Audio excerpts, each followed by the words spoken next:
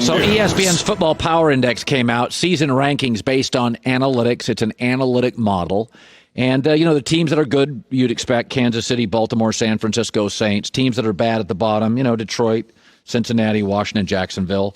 Green Bay's right smack dab in the middle, which means analytically they're kind of out on Green Bay as a Super Bowl bubble team. Teams 15, they're like Colts, Green Bay, Atlanta, could get to the Super Bowl, doubtful. So I thought I would unveil. I do a Super Bowl bubble. I do it about every other week. I do it during the season. I always feel there are about 7 to 8 teams. 8's the number that could win a Super Bowl. And I think the NFL does a great job to make you think it's 22 and it's about 8.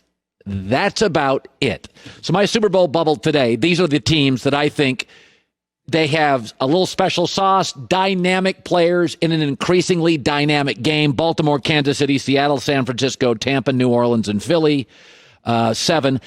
Chargers roster is so good. Denver's my dark horse team. Buffalo is well coached, great defense. Dallas, Minnesota. We don't have I'd probably put the Rams in Minnesota in there. I don't have Green Bay in there right now. I don't think they added any dynamic players, and I thought, Devontae Adams is dynamic. Aaron's dynamic. There's not a lot of next level stuff. So that's my Super Bowl bubble today. Kansas City, Baltimore, Philadelphia, Tampa. Defense underrated in Tampa. New Orleans, San Francisco, Seattle, and then some hovers. You don't have Green Bay hovering? The game is increasingly about dynamic players. They didn't add a single. I thought they were one of the few teams with a poor draft.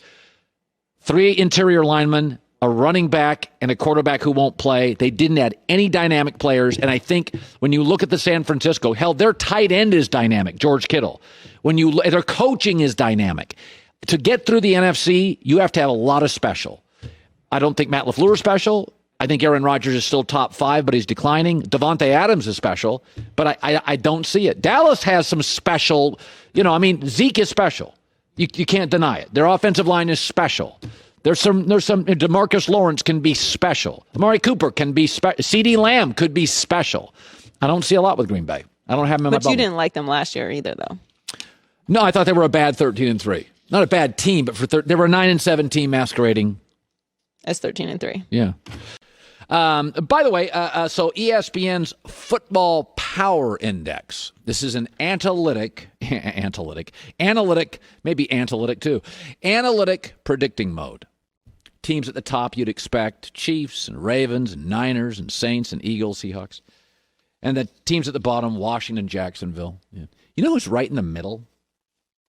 The Green Bay Packers. That's it. They're an inch above the Chicago Bears, and the Bears don't know this morning who their quarterback's going to be in a quarterback league. Now think about that. What does it tell you? Analytics, not sportscasters, not debate show hosts. Analytics think Matt LaFleur, B, Aaron Rodgers, declining. Because this is a quarterback coach league and everybody knows it. And everybody at the top, Kansas City, Baltimore, San Francisco, the Saints, Philadelphia, Seattle, Tampa Bay, getting a lot of quarterback coach combos there. Very interesting.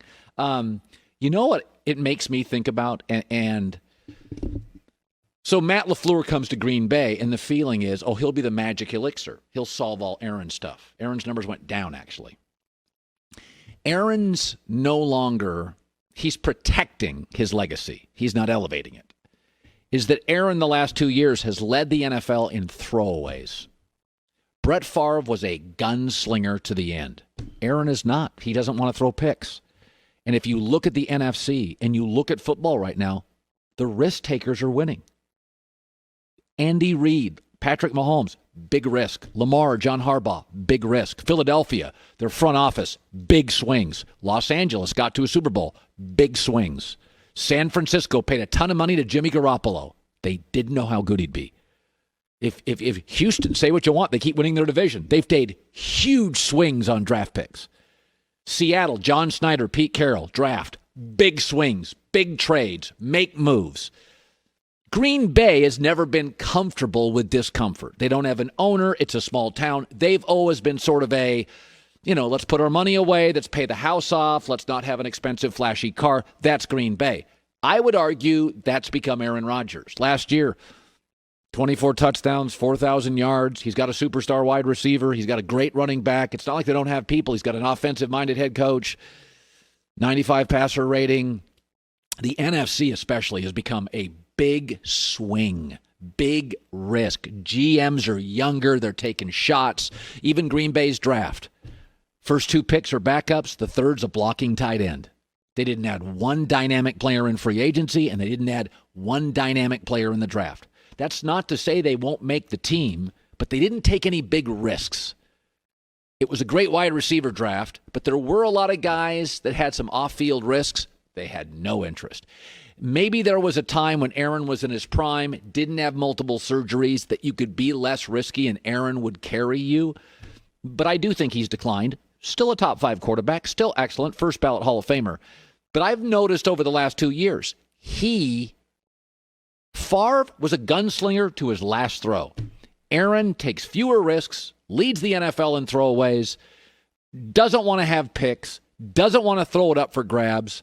And I don't know, in the NFC, analytically, the proof in the pudding. That's not going to win it. They were a bad 13-3 team last year. They would have been a great 9-7 team, but a bad 13-3 team. Fox Bet, and Vegas does this, Fox Bet.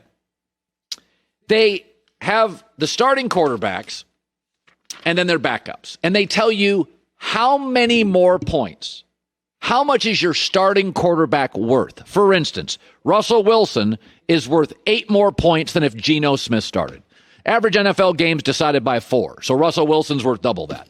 Lamar Jackson's worth 8 points over RG3. Deshaun Watson, a touchdown. Sam Darnold's worth 6 more than David Fales. Kirk Cousins, who we criticize, is worth 5.5 points more than Sean Mannion. Teddy Bridgewater's worth 6 more points than Will Greer. Ryan Tannehill's worth 6.5 more points than Logan Woodside.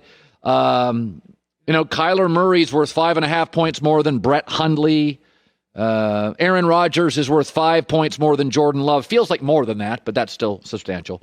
And then there's, wait.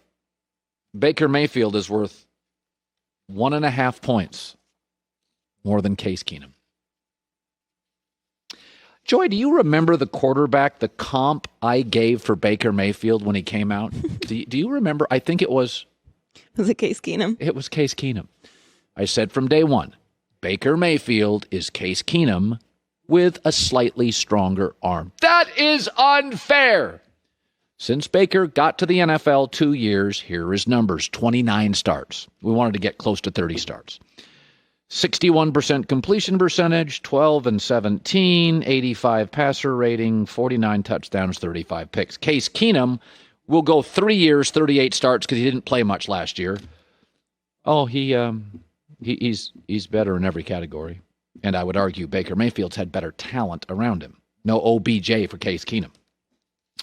The bad news, if you're a Baker fan, is we were right, and this is what he is.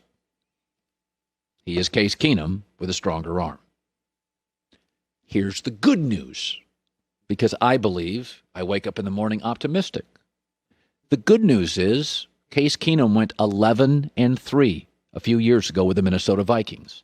And I believe the Cleveland Browns roster right now offensively is much like the Minnesota Vikings roster for Case Keenum.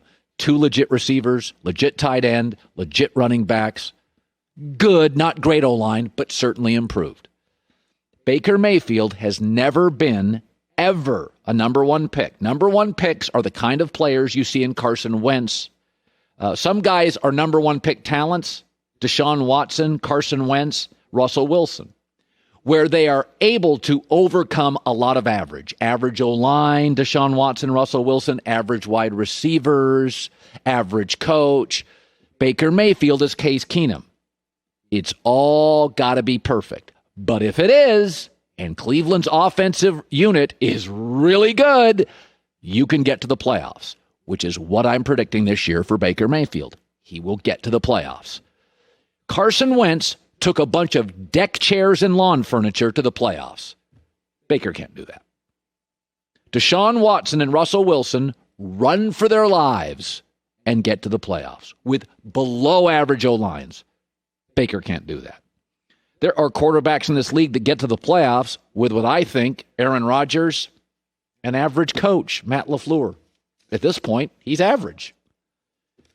Baker needs everything lined up. That's the bad news.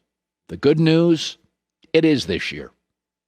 Like Case Keenum's 11-3 Viking year, it is all lined up for Baker, and he will be a playoff quarterback this year. See? Positive, Mr. Positive. You know what? From now on, I am no longer Uncle Colin. I am Mr. Positive.